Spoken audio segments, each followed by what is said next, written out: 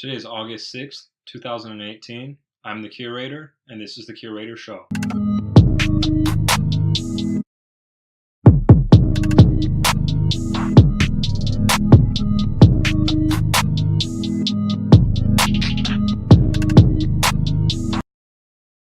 Today I'm here with Christian, who runs a clothing brand called Audacia Clothing. What's up, man? How are you doing? I'm doing well. I really thank you for this opportunity. Definitely excited to get some more exposure by doing this interview. It's really helpful for me, like running a small clothing brand, to have this opportunity. So thank you. Of course, man. Thanks for being down to do this, because definitely looking for brands to cover. And I certainly appreciate that. All right. So, in the beginning at least, I want to focus more on your experience with the clothing aspect of your brand, but I also know you have a podcast, so we'll touch on that a bit later because I know it's all pretty interlinked. Yeah. So, first off, tell me a bit about yourself outside of Audacia. Like, what was your upbringing like? Yeah. So I'm a first generation American. My parents immigrated here in the mid '80s. So really the first person in my family to have the opportunity to grow up in the United States. I do have an older sister and a younger sister, but obviously, like my personal experience, I'm talking about. So I moved around a bunch, but I lived in New York City, upstate New York, and then in New Jersey, and was able to graduate, go to college up in Massachusetts, and that's kind of where I really took the initiative to start my business. But I definitely think that a lot of the person that I am has been influenced by just seeing the hard work that my parents have put in to establish a foothold here in the United States, and I just want to carry that forward, you know? Yeah, I feel that. It's pretty cool, man. Do they understand the level and magnitude of what you're doing with Audacia? Because it seems like it's doing pretty well. Yeah, I've definitely spoken to my mother about it at length. The great thing is she studied fashion merchandise and marketing. Oh, that's So great. yeah, a lot of initially when I launched, I had so many conversations with her about what I was going to accomplish, the type of clothes that I wanted to make, and who I wanted to impact with my business. And that's really what led to the growth of it, was those like earlier conversations with her, and kind of understanding her perspective and how she would look at running a clothing brand. And then obviously putting my own twist on it for my age group, for what I'm passionate about. Yeah, that must have been pretty helpful to have someone within the family that could actually help. Yeah, it was huge, really huge. So I listened to a couple of your podcasts a bit, not the whole thing because this was literally like an hour or two ago. But I heard Hmm. you grew up in New York. Yep. How was that? Because I know New York is pretty. I don't know New York that well, but it sounds like you're around the city area. So Yeah, so like the first like 6, 7 years of my life, I was in New York. Um, I grew up, so I had family in the Bronx, like by 222nd Street, so it's very deep in the Bronx. But I was also living in Queens, Flushing, Queens, and then I lived in Manhattan as well. And I definitely think that a lot of my earlier, like in my youth, like definitely I was influenced a lot by the city in the sense of being comfortable being in a huge like mixing pot all the time. I think that's something that New York City really has in abundance. There's so many different cultures and ways to live, and being exposed to that as a young child definitely influenced, I think, my creativity a lot. That was a huge outlet. I mean, just being in the space, you'll see the street art. It's just a part of the culture and the community, and just the closeness and like the vibrance of that city. It's always buzzing. It's always alive. That definitely, I personally believe, had a huge impact on how I view the world and how I like to express myself, at least creatively. most definitely, yeah, big cities are full of culture and full of diversity. Well, most at least. So I think a lot of the brands I've talked to, at least that are from big cities, are heavily influenced by that. And I'm from the Bay Area too, so kind of the same thing for me. Hmm. I can only imagine. What were some of the things you were into as a child? Yeah, I mean, I was a giant nerd growing up. Definitely when I hung out with my older cousins were really into like Japanese manga. So I remember first time I would get dropped off at my grandma's house, and we'd just be sitting around, had these Shonen Jump magazines. So he would always let me read those. So that's how I got into like a lot of like manga and anime. But I was also athletic. Like most of my family did sports. So like my older sister was a really good track star. Well, especially when we moved out to New Jersey. That's when I got really involved with sports, running track, then playing football in high school really helped shape me and helped me gain a lot of confidence as a person. But like I was mainly into art and music. I played the clarinet for too long, I'll say that. But that was a huge part, like just being exposed to music and for most of my public education and then also being involved with like sports and team sports specifically helped me really like generate some confidence in myself, gain an identity, like very multifaceted things that I try to get into. So at least when I was younger, now that I'm in college, I focus mainly on like the creative projects that I'm working on and then my research and whatnot. Yeah, definitely. No, I was just asking about that because oftentimes a lot of what you do when you're younger kind of shapes who you become or what you're interested in as you get older, you know? And Mm, obviously it's college, so you can't really be doing all that anymore. yeah. Do you think, definitely for the anime and manga, do you think that influenced anything about your designs? I think the most that is influenced, at least initially with Audacia Clothing, was my initial logo, the koi fish. Yeah. I think for me, growing up in the way that I have, I've seen my family overcome a lot of struggle. So I know that the koi fish symbol can symbolize overcoming struggle, like the koi that sums up the waterfall sort of story. And I think that's where I got that imagery from. And that was definitely influenced by like my exposure and continuous exposure to like Eastern cultures that use a lot of that symbology and like and referencing. So I think that's where I got that connection from, I would say. Yeah, I could definitely see that. That's what I was kind of thinking. What about music? Do you think that's played much of a role in influencing any of your designs or any of your actions recently? Yeah, definitely. I love rap music. I love hip hop, like soul, R&B. And growing up in New York City, I was exposed to so much hip hop growing up. My cousins definitely put me on to like Nas, Rakim, like Mobb Deep, like very old school like rap and hip hop, like Biggie, Tupac, and then obviously Jay Z. Growing up, I was exposed to a lot of that music, like early Kanye West. So a lot of that for me, I feel like music and fashion go hand in hand. A lot of the times, cultural influencers, people who create new ideas or reintroduce ideas to I guess, our popular culture, oftentimes are like artists and musicians, and that street fashion can come directly from them. So I definitely keep that in mind when I'm trying to look at like new ideas for clothing or like the vibes for my photo shoots. I want it to be for me like all the pictures that I have on my page. I would like you to be able to enjoy it for like with like a hip hop track in the background. Like you can look at these images and go, okay, that's the energy, that's the vibe that we're getting. That's kind of funny you say that because I was kind of thinking that earlier when I was going through your Instagram a bit. I got a real Mm-hmm. New York vibe from it, from a bunch of the recent pictures at least. Okay, thank you. Yeah, I mean that's what I'm going for. Definitely trying to like curate that feeling, that experience. What's some of the music you've been listening to recently? I mean, there's so much good music been coming out lately. Definitely, this year's Obviously, been fire. yeah, I listened to Scorpion. I've listened to Astro World. Listened to Ye, Nas's new album. The Carters. So like Jay Z and Beyonce just dropped some stuff. Yeah, that was pretty good. I'm very like I guess like in line with like a lot of those like older artists. I'm not so much into the new scene. Like all the like the little yeah. I'm not trying to hate on these. I certainly don't consume that the same way I consume a lot of these like older artists. But yeah, there's been so much great music. I've been listening to Astro World like the past couple of days, and I'm still like thinking about how I feel about the project in general. But that's definitely been something that has been on my like playlist on my phone.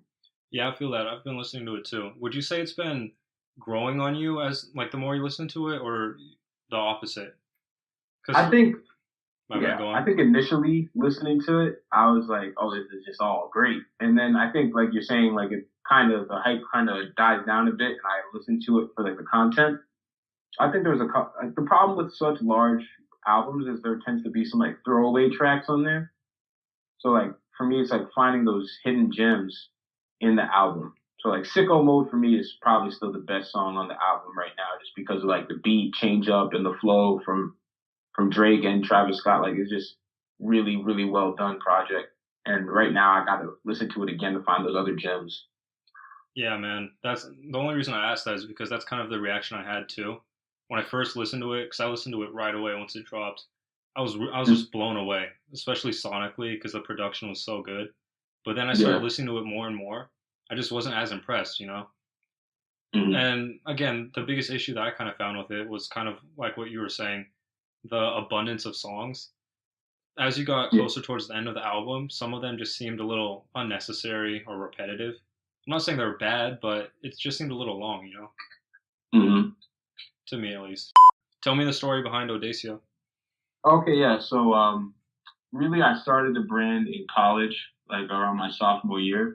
So well, this is kind of important. So in high school, I played football, and that was kind of one of my main goals in college, was to be an athlete. So after finishing, I didn't receive any like major offers at the Division I level. So I decided to walk on at the University of Massachusetts Amherst. I was able to make the team, played sparingly, very, very sparingly, like in my sophomore year on special teams, and got injured and realized that one, I needed to start preparing myself for my future, and two, I needed to do something immediately. And I really couldn't fathom working for somebody for the rest of my life. So I really took the opportunity to look at what skills that I had and what I was interested in. And I love art, I love music, I love clothing and rap and this whole street culture and vibe that I really wanted to do something with. So that led to really Audacia Clothing. And for me, the name comes from so like audacious, and there's this phrase that says "Fortune favors the bold." So like I thought I'm gonna be audacious, like I'm gonna take a step and do something that I normally wouldn't have done in order to pursue like a dream that I've had. So that's where the name comes from. I took my refund check. For those people who listen to this that are in college, they know what I'm talking about. You get that check for like books and stuff. I took all that money and just put it into getting shirts, and I was able to break even, which was really, I was lucky that I broke even to say. But like that feeling of selling my shirts and like seeing people wear them on campus was really, really dope, and I wanted to get more of that feeling. And that really, the clothing brand, the business ended up taking that space in my life that I used to fill with like sports. So I was really able to like laser in and start to grow the brand. And I was fortunate enough, like the first year that we started, I was able to get invited to be in the University of Massachusetts Amherst Fashion Show. It's a Soul TV is a student organization on campus that has like a fashion show. There was a lot of people there, like upwards of like 200 people at the show, and that led to me having a conversation with the designer at the show who had a connect in Boston. So as soon as we finished the fashion show at my college campus, I was able to participate in open runway in Boston, which was really really dope. Just not I obviously was not ready for that stage, but I went anyways, and it helped me really blow up the Instagram a bit. And a year later, we're still here. We're still pushing strong, making new, like we have a bunch of new stuff in development. We built a website. We now have a podcast. It's on Spotify, Apple Music. So there's a lot of great things that have happened since I started the brand. Yeah, that's pretty cool, man. Would you say the podcast is more of a separate thing, or is it still tied in with Audacia? I feel like the podcast is going to become its own separate thing down the line. Yeah, Right now, because there's so many moving parts, and I'm like mainly the person moving all these parts, I have to like allocate my time. But I want the podcast to develop into something with its own culture and own feel. yeah, yeah. And kind of why I So, call it the culture podcast in the first place. hmm Yeah, but I really want to that to become something. Right now, they're very closely intertwined. Like I like to reference things that I'm working on, especially like my social media strategy and like what I like to do and how I try to like get people to follow and buy into the content that I have. I talk about that on the podcast a lot.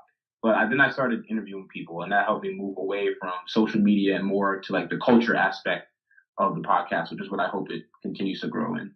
yeah, definitely. It's definitely serves as good content right now to continue growing your brand until the podcast could be separate. You know. Yeah. So you kind of touched on it a second ago, but do you have a team or is it just you? When I first started, I had a friend who was a photographer, amazing photographer, Amber Nicole Rodriguez, also a student at UMass. She helped me set up the initial photo shoots as I learned how to take photos on my own. I had some friends who are always willing to model, which was really helpful in getting started.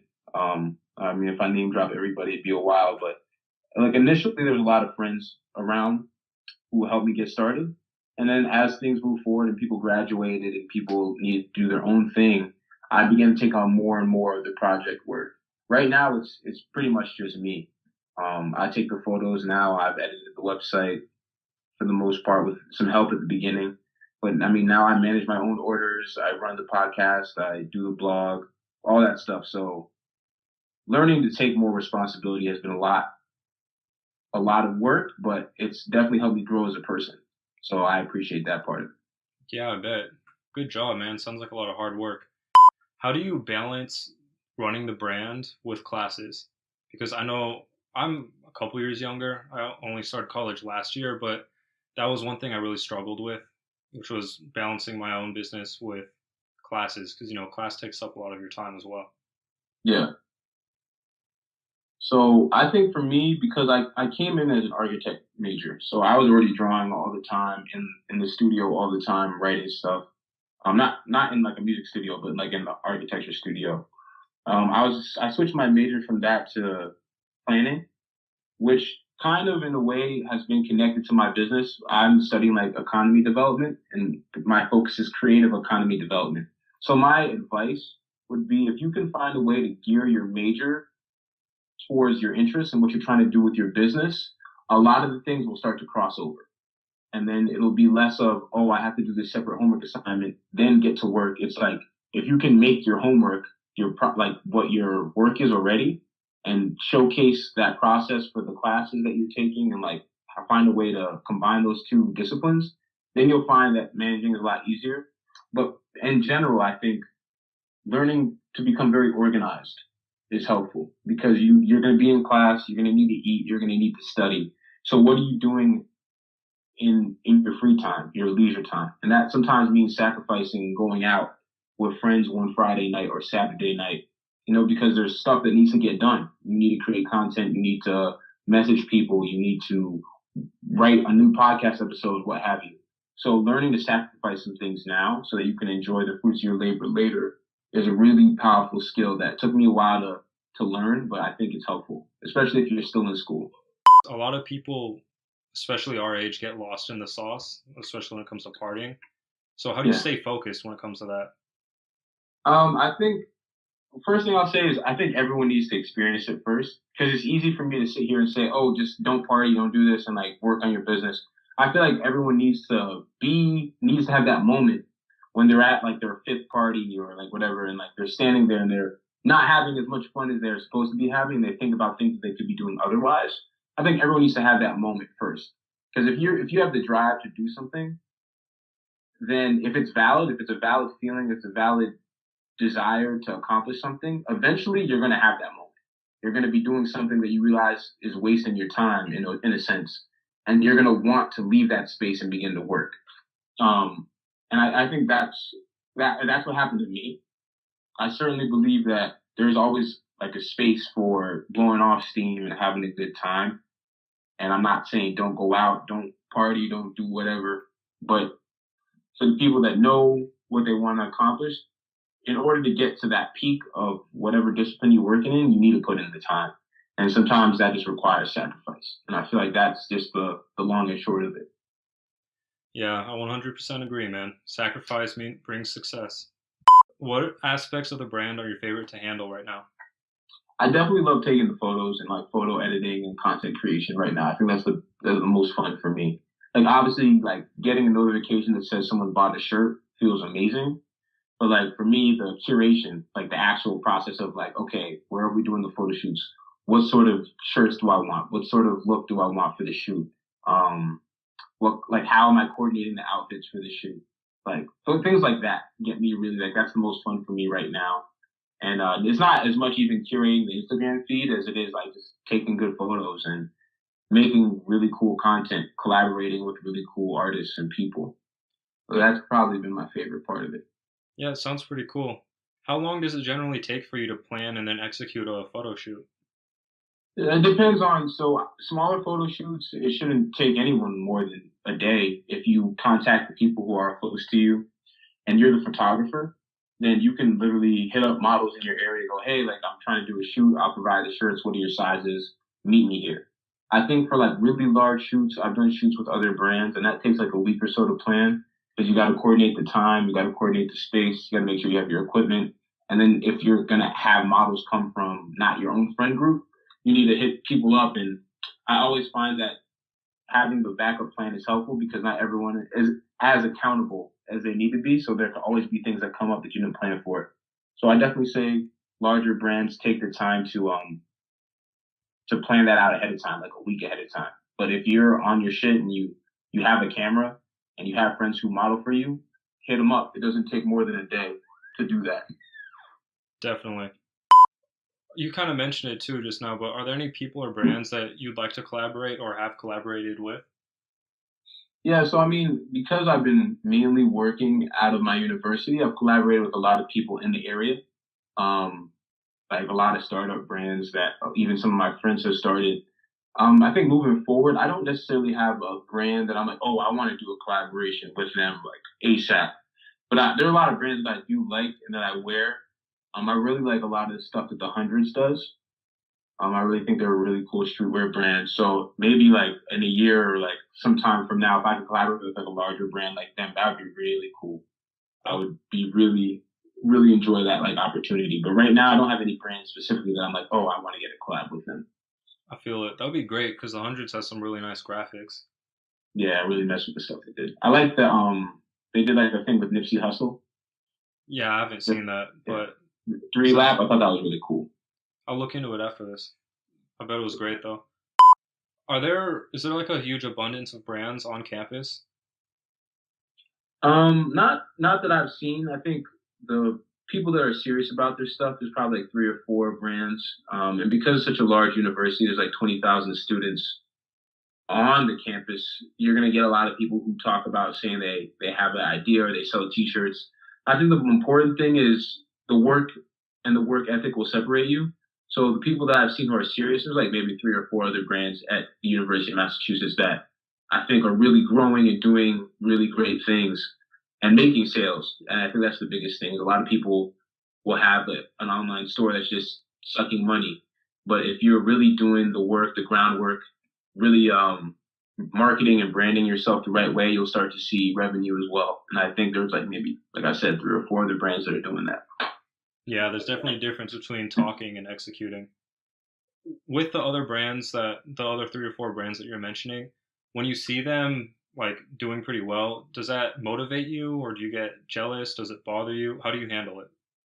Oh, it motivates me because a lot of those people are my friends. Yeah, So I love seeing other people succeed, and I think there's always room for everyone to be successful. If you focus on the negatives of saying like, oh, like that person is doing this, but I don't like their shirts or they're copying me or what have you, then you get caught up in other people's process and you're not focusing on what you need to do.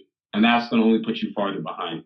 For me, if I see someone doing well, I want to ask them, like, what did you do to be successful? And I want to learn from them. You know, there's no room for me to be angry or be be jealous because if I do that, then I'm taking away from my own process. exactly. And competition's always good. Makes you work harder. What are two of the most important lessons you've learned so far? With regards to the business, you mean? Yeah, Yeah, I guess the first thing I would say is um, motivation and like having the energy isn't important. I think the most important thing is having discipline. Because there'll be days where you don't feel like doing anything. You don't feel like opening Instagram. You don't feel like commenting on photos or trying to plan a photo shoot. And there'll be days where you don't have motivation. I think learning to cultivate some discipline and build good habits so that every day you're doing something to help your business grow is like very, very important.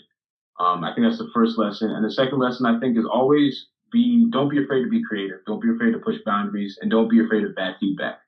Because look, if you like, I always think of it this way: if I had all the skill set to have like an international brand, then I'd have one already. You know, like I wouldn't be at the level that I'm at now. Like, so I obviously need to grow to become or to have a business that's at that level. And in order to grow, I need to fail a lot. So that's the one thing. Like, don't be afraid of criticism. Don't be afraid to push boundaries. Don't be afraid of. There's no stupid ideas. You know, there's only bad execution. So learning how to execute And you only learn that through failing. So I guess for me, the second lesson is don't be afraid of messing up because you don't really have anything to lose that you can't make back. Yeah, definitely agree. That's pretty good advice as well. Business isn't always pretty. How do you handle things when it gets rough and things just aren't going your way? I think that's where the discipline thing comes into play. There have definitely been months where I haven't sold any shirts and I just feel like I'm losing money and it can definitely get stressful. But I think that, and that's the thing, you have to look at it like what 80% of businesses fail in like the first 3 years. So what about the 20% that succeed is making them succeed? And I think that perseverance is a big part of it. Like if you lose some money and you start to give up, and you maybe didn't have the drive to really own a business, you just maybe wanted money. And that's the thing. Like I can make money working at a job. For me, I don't run the business to necessarily get hyped about the money that I make, but it's rather the impact and the cultural impact that I can have. Like seeing people wearing my shirts. Like if that's what's driving me, then the hard parts of running the business, the parts that keep people from moving past those 3 to 4 years, you can overcome that. And I think that's the thing. Like anyone who's doing a startup, you're not going to make money. Like maybe, and I would say that black and white. Like there are people who blow up in like 3 months, but the majority of people, you need to put in the time. You need to put in the work. And sometimes it's a lot of work that doesn't seem like you're going anywhere, but you have to push through those times, those like dead periods. Like there were periods where like we were stuck at like 2,000 followers for like 5 months, and I'm like, I feel like I'm putting out great content. Like why? Why isn't it growing? And sometimes there are things that you can control that you need to change, and other times it's just a matter of the right people seeing it at the right time, getting in front of people, and always working towards that next interaction. Now that's what I would say. For me, the hardest part about businesses is getting through those like slow periods. Yeah, man, I definitely agree. But that's part of business. So, like you said, as long as you get through it, keep fighting. Mm-hmm. So, I'm pretty sure I already know the answer to this, but I'm just going to ask it anyway, just to be clear. Is this your first time starting a brand or business? Or were there any like other attempts before this? So, I mean, for me, Audacia Clothing has always been the brand. There has definitely been multiple like stages of it, and I think I've definitely messed up early on. But this is my first brand. I think like the relaunches and like the different websites that I've had have been a part of like multiple attempts to try to grow something. And only recently have I gotten now like a solid base where I'm continuing to grow from there. But I've never like tried to start a business before. I've always like been interested in entrepreneurship and like was always consuming like the videos and motivational stuff on like YouTube and all that. But I think it was time for me to kind of get in the game as opposed to just sit on the bench and like watching other people play. So I think just to answer your question, it's the first brand that I've done, but it's been like multiple stages or steps within this one brand. All right, cool. Yeah, I definitely think for most people, at least, they definitely go through a period of time where they're just kind of testing the waters and trying different ways to launch the brand and seeing what works and what doesn't work before something really catches on. Was there any specific moment when you realized that Audacia was really beginning to catch on? Because it sounds like That, that's a pretty recent thing. yeah. I definitely feel like we were getting traction when we left Boston Open Runway last May. That's where we went from like 800 followers to like 2,000 followers in like a month. And I was like, whoa, okay, this is starting to blow up a bit. And then again, recently, after doing a lot of collaborations, like cross collaborations with brands, starting to like get consistent sales every month. That was more of a slow thing. It wasn't like, oh, this event blew us up. But like in the past couple months, I've seen a lot of great feedback and great reaction to like the posts I've been putting up, the engagement. The podcast is getting a bunch of listens. So just kind of seeing that like over the past 5 months, seeing like this steady growth has kind of let me know, okay, this is serious. Like I could really grow this into something bigger. Where do you see yourself, and then where do you see your brand 2 years from now? So personally, I'm going to see myself graduated with a master's degree um, next May and starting to work as a professional. And in 2 years, I definitely want the brand to be, I want a storefront personally in the next 2 years, like even if it's like a pop-up store sort of thing that I can do consistently, like once a month, I would like a storefront. And I definitely want to be collaborating with like musicians and artists and being like upfront in a lot of like the cultural discussion, like being one of those brands that people need to watch out for and spend more time like interacting with. How's the streetwear scene out there? Because if you're gonna open a store, there definitely has to be a scene. And personally, I don't know much about Massachusetts, so I don't know how it is out there. Yeah, I didn't know much about Massachusetts until I started going to school here. The area that I'm in right now, I would say that this is a big scene for streetwear. It's very it's Western Massachusetts is a lot different from Eastern Massachusetts. Like out by Boston, there's a huge streetwear scene. Like bodegas out there. Like there's a lot of like startups and creative groups that really take pride in their city and like that area by there. So I think it's very powerful. I still think the best scene on the East Coast is in New York City for streetwear, for obvious reasons. And that's definitely where I'd like to have a storefront somewhere in New York City. Okay, But yeah, and I think that that's makes where like sense. I'd like to go back. I mean, I spent the other half of my life in New Jersey as well. In New Jersey, like North Jersey and South Jersey by like Philadelphia, there's a very big scene for like streetwear down there too. So in that area, I think would be nice. But like I said, I don't know where life's gonna take me in the next 2 years. So anywhere I go, if there's no scene, I'll just work on making one. You know? Yeah, yeah, I feel that. Aside from your mom, is there anyone else that's helped point you in the right way, push you, or supported you? Kind of like a mentor? Yeah, I was fortunate enough to like have a lot of conversations with even older professors. Like I had my art teacher my freshman year of college. He's from Brooklyn, and he loved like old school hip hop. And I remember having like a lot of conversations with him about what I could do with art after I leave college. Because at the time I was just taking like basic art classes, and I was undeclared. I hadn't yet started architecture, and he was like a professional illustrator, but I would just we would have large, like really long conversations about what an artist can do to make a living.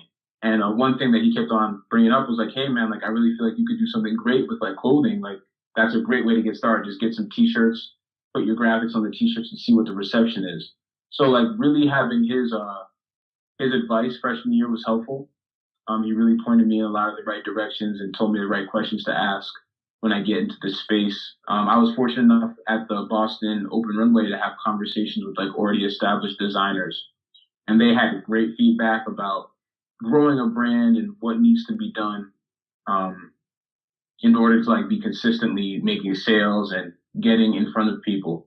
So like there's been a multitude of people along the way that have like influenced me, even like up to family members and people who've given their advice about what I'm doing with the brand.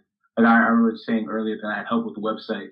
I was actually my older sister who did a lot of that editing and like telling me like, okay, you need to get your SEO right. Like you don't know what you're doing on this point, or you need to clean the blog up. Like you need to clean your Twitter feed up. So just a huge amount of support from people along the way.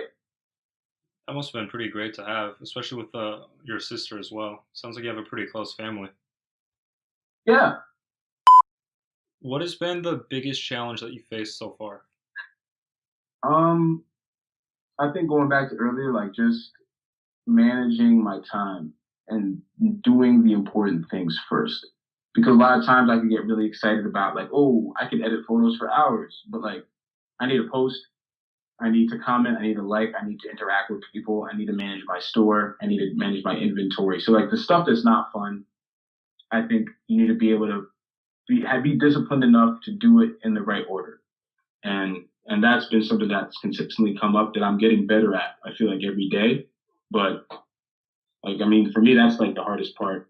I mean, to deal with like managing the time, like what needs to be done, especially if I'm doing a lot of it myself. What should I focus on? You know, sometimes the podcast episodes aren't going to get written until the content is created. You know what I'm saying? Like, and that can be a rough thing. It's like, we want to have more podcast episodes, but I have to take into account the fact that I'm only one person. So what am I focusing on in addition to balancing like my daily life? Yeah, I get that. Do you print your own products or do you outsource? Or tell me a bit more about your production since we haven't really talked that much about that. Yeah, so I initially started outsourcing when I first started about 2 years ago. Now I have a job at the place I got my shirts printed at. So technically, I'm printing myself. Like I know how to use the press and all that. So the main logo I do by hand. So I just uploaded it and I print those shirts on site now. I'm definitely moving into more hands-on stuff. Like I want to sew and make my own stuff. But the production right now, I do it all out of one place. It's pretty cool. That's a great connection to have as well. Yeah, yeah, it was really helpful to get a job at the same place I got my shirts printed at. Trust me, I would recommend it if you can do it. Yeah, I bet. So you've been talking about routine and habit a lot. What's an average day in your life like? In the summer, it's a bit slower. I can wake up a little bit later in the day. But I think one thing that's actually helpful that I played sports was I had very structured days. So I'd be up at like 6 a.m., 7 a.m. during the school year for like lift, practice, film, then class. So, but for me, like a busy day in my life, if I wake up at 8 during the school year, I'll handle all my classwork before I like to take all my classes in the morning. And then in the afternoon, that's where I feel like a lot of my creativity can come out. So wake up at 8, hit all my classes, be done before 1, and then kind of that mentality. Like if I'm not at work, you have a 9 to 5, and then your 5 to 9 needs to be your like your project. What are you doing? So I usually like to give myself at least 4 hours a day working on the brand, the business, my creative outlets, my creative projects. Um, and it varies. Like I don't have an itinerary necessarily for when I work on things, but I do find that I'm a lot more willing to work on creative projects in the evening. So like the first half of the day is usually all business. Like if I'm working, I'm working in the morning, early afternoon. I'm eating, I'm doing all my chores, whatever needs to be done, and then the second half of the day is for the business. That's pretty cool. That's a nice saying too. The 9 to 5 and then the 5 to 9. Yeah. Is there anything you wish you had known before you started your brand? I feel like there's a lot of things. I wish I had known a lot more about cameras before I started the brand. A lot more about like perspective, lighting, that I've kind of learned as I moved through the process. Because the higher quality photos you have, the more engagement you get. So Hmm. I think that's definitely something that I wish I knew more about. I also wish I had known about Shopify the first time because I moved through so many different website building platforms before I settled on a Shopify store. And I'm thankful for it now because I learned a lot about coding and like basic coding for websites and whatnot. But if I had known that from the jump, then I feel like I would have made more sales earlier and it would have been easier to like come up with more designs and reach more people. Yeah, I feel that. I feel like Shopify is kind of something you have to work towards as well, though, because it's pretty expensive monthly bill. So when you're first Yep. starting out, it might be better to start smaller. But Yep. Shopify, I definitely agree, is way better because it's more customizability and things like that. So let's talk a bit more about the podcast now. Tell me like how you got the idea for that. I just wanted another opportunity to connect with the audience that is engaged with what I've been putting out. So like really being able to talk like we are talking right now, I think is powerful. And a lot of people listen to podcasts, and I felt that if I had the right sort of content, I could really connect with people. So that certainly helped me initially get like that initial idea to have the podcast was huge because now I can interact with people more often. I have more points of contact. People can discover me in a different way. So if people are like on Instagram, they'll see the Instagram feed. That's the main thing. If people check out the podcast, if they see a podcast on Apple or Spotify, that leads them to the brand. So for me, it was just another way to get people like funnel people towards the content that we make. That's a great idea. How long have you been doing it? It's been about a couple. It's been like maybe 4 or 5 months since I started doing the podcast. I think I started back in March. All right, that's pretty cool. What I saw on your Facebook page, you did a show called The Stream of Consciousness. Is that a separate thing? Yeah, that was like one of those things where I'm learning how to start. And at first, it was my boys. His name was Juan, and he was like, "Oh, we should do a podcast or like a video blog." And I was like, "Yo, let's do it." So we started like shooting videos, and I realized the production time and like the completing of things that needed to be completed um, just really wasn't wasn't like feasible or viable. So that being said, I thought the podcast was a better way to move forward, and that's where I kind of like stuck with. Yeah, yeah, I feel that. I was actually going to ask next what made you choose to go with the audio route as opposed to video, since a lot of people have been doing video these days, but guess you just answered it. What do you think makes your brand stand out the most? I think the vibe. Like I think what people feel when they put the clothing on. There's a lot of like really established like brands out there already that have so much like you think like the Supremes of the world and the Bapes of the world. Like there's a feeling that like tags those brands, and I think that's what stands out. Like obviously there are smaller brands that don't get the same hype that the larger like the giant brands get, but I really think it boils down to like why do people buy streetwear? And I think it's about how you feel when you wear the clothes. It's like an outlet for your expression. And the brands that push the envelope, that introduce new ideas, that make people feel cool, like they're a part of something bigger than themselves, while still allowing them to feel like an individual. I think those are the brands that have the most success. Yeah, I get that. How do you feel about brands like Supreme and the hype around it and the people that really buy into that hype? Because it seems like a lot of the streetwear culture, you have half of it is people who, like you said, want to feel like they're part of something bigger, want to express themselves, are actually interested in it. Then you have the other half of people who are kind of just putting on a front and want to buy something because it's super expensive or a lot of people have it, you know? Yeah, I think there's like multiple like levels to it. I think that if I were the owner of Supreme, I wouldn't. I would love it. Like like I have huge cultural impact. People want to know when I'm dropping things. I think for the community itself, I think us being more hyped about clout and brands says more about the community than it does about the business. I think people want to identify, like we're saying, want to identify with something that's bigger than themselves, and the people who can afford to drop money on really expensive clothing items, they do that because they want that feeling that badly. Um, I don't see anything wrong with it in the sense where as a business, you should be able to, if you can sell a product for however much you want, you can get away with it, and people are willing to pay for it, then you're not doing anything wrong. I think it becomes an issue when you start to price people out of fashion that may have originated in an area. Like if we're culturally appropriating or not giving credit where credit is due, that's where I think it becomes a problem. And like that's what I definitely disagree with. I think that streetwear should be accessible to everybody because it's such a powerful outlet for like expression and like just communicating who you are with the rest of the world. So, have you heard of a brand called Narcotic? No, I have not. Okay. Have you seen, you know, are you familiar with shoes that much? I do love like shoe culture and sneaker culture, but I'm not necessarily like as big into it as I am with like Audacia. So Okay. I can't really speak with authority on it. Okay, last question about that is recently I've seen some pictures around Instagram of this Nike. It's an Air Max 95, I believe. Yeah. And the upper is a bunch of different colors of camo. There's like green camo, blue, pink, I think. I can't remember. Have you seen that? Hmm. Okay. The only reason Yeah, I why have. Oh, you have? Okay. The only reason Yeah. why I'm asking is because a second ago you kind of mentioned like cultural appropriation and the motives of these brands.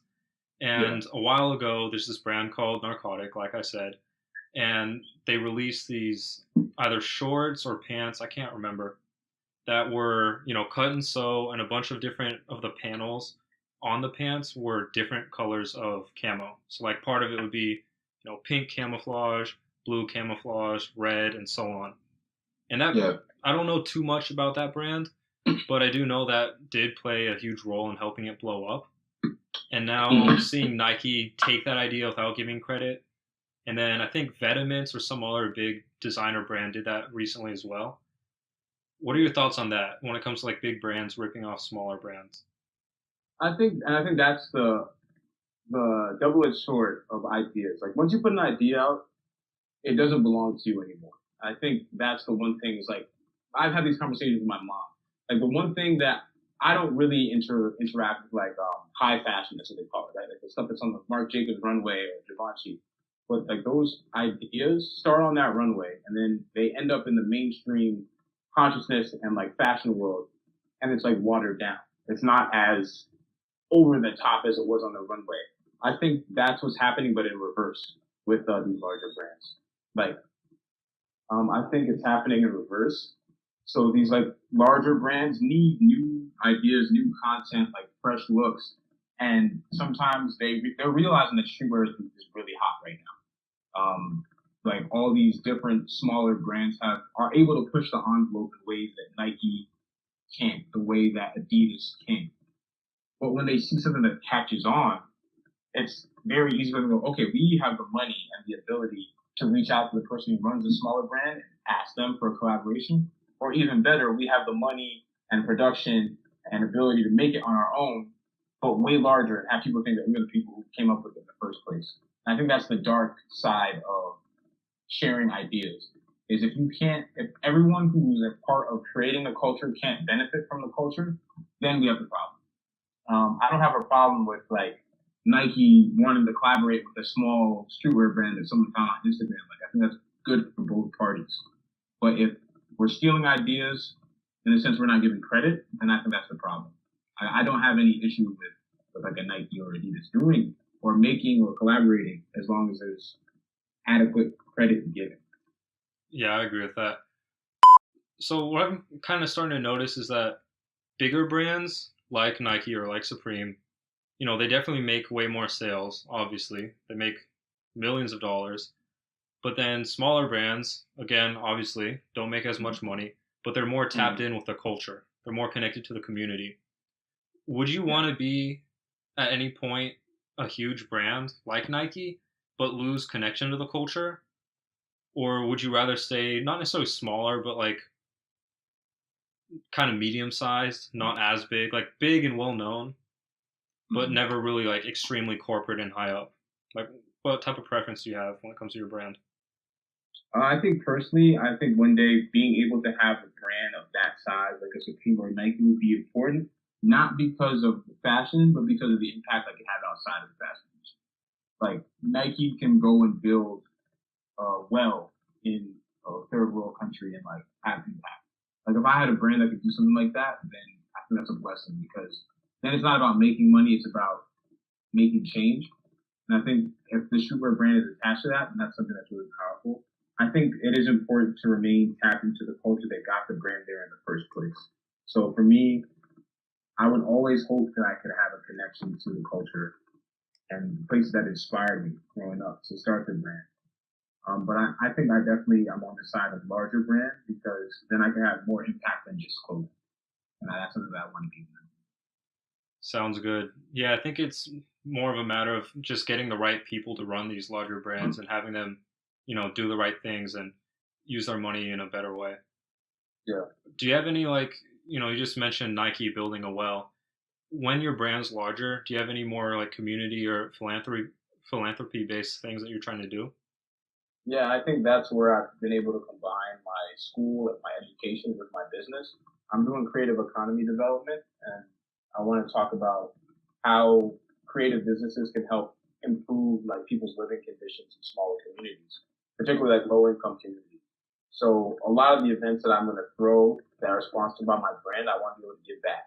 I want to do something that's helpful to everybody. I think that's where I've been able to combine it and like just moving forward with that in mind, all the stuff that I make, all the content that I make needs to be like for me, making fashion accessible, making streetwear accessible is like our motto. So how do I create accessibility? Like the first thing is affordability, the second thing is physical access. How often or how easy is it for people to get to the product that I make? And three, like how does it make them feel? So if I can hit those three things and then start giving back to the community, then I'm in good shape. Sounds like a solid plan. Is there anything else that you want to say or announce or shout out? I just want to, well, one, thank you for this opportunity to speak about my brand. It's very important that I get as much exposure as possible as I try to grow this thing. So this is really helpful. I truly appreciate it for the entrepreneurs and people who want to start brands that are out there trying to grow something now. My advice to you is to keep pushing, keep staying strong, keep working hard because as long as you're consistent and you're consistently getting better and developing your ideas, you will experience success. And success doesn't necessarily translate to a lot of money in your bank account, but it could mean that a lot of cultural impact, you can make a difference in your life and other people's lives. You can make someone feel good about themselves, and that's very powerful. All right, sounds good. Again, thanks for coming on, man. Definitely enjoy this conversation, and I'll talk to you more about the next steps later. And yeah, Thank you. Appreciate you. all right, man. Have a good one. All right. All right, bye.